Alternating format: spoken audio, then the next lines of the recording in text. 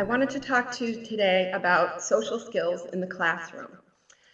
In the classroom, there are several kinds of challenges that we as teachers face.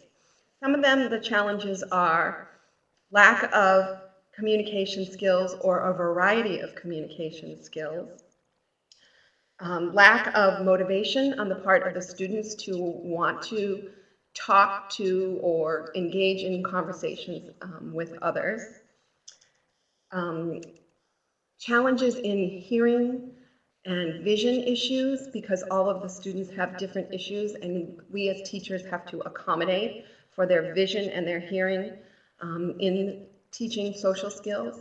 And I think the last challenge as a teacher for children who have charge syndrome is the lack of skills in general around communication.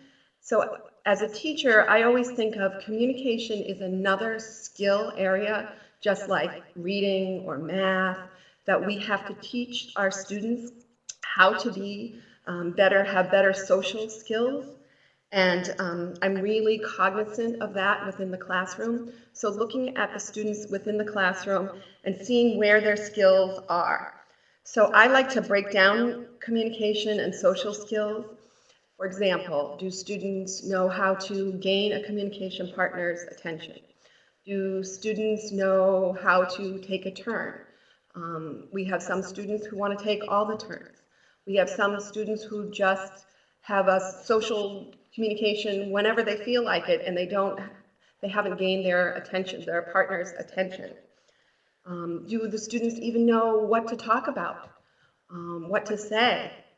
Do they have ideas? Do we need to help them with those?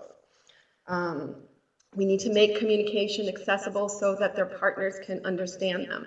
So whether it's understanding a student's speech, sign language, using pictures, objects, whatever, you have to make sure that the communication is accessible for all communication partners. Some strategies that I like to use within my classroom are, I like to follow the student's lead. So first, what that means is I watch and observe and see where my students start with. Who are they having interactions with? Is it other students? Is it primarily staff? And we start there. So we start with something that they're already doing and that they can be successful at. I like to create opportunities. So as a teacher, that's always a challenge, finding time and making sure that you have time to teach social skills. I think learning on the job as communication and interactions happen is always good within the classroom. So maybe stopping something and helping the child have a better interaction with someone. We do lots of role playing. I do lots of coaching with my students. So we practice. I'm right there to help role model so that how you would say something better, what is a better opportunity to do that. If my students are using pictures, I use pictures. So really being on their level. I think making communication and social interactions fun. There's nothing worse in the classroom than having a boring topic and students aren't motivated by that. So that's again following the student's lead. What are their interests? What do they want to talk about? Because the more that social interactions are fun and engaging, I think the more that you will have a better sense of success with our students. I think finding out topics and helping our students know what kinds of topics that you can talk about. Sometimes we do, within my room, we have like a little conversation starters or a bag where they can pick out something. Today, who's going to pick the jar? Let's talk about a movie. What did you do on vacation?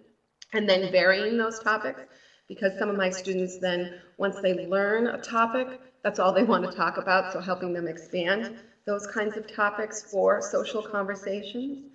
I think my tips for parents and teachers would be, we as adults tend to want to take all the turns and sometimes dominate conversations.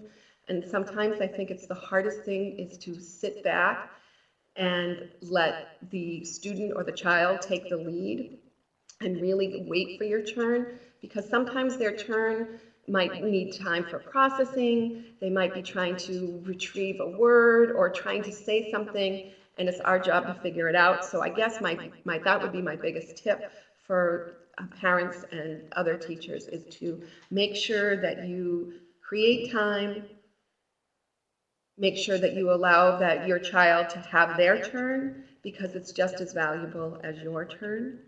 So, and overall, lastly, is to make communication and social interactions fun and engaging so that we want to repeat our successes. Thank you.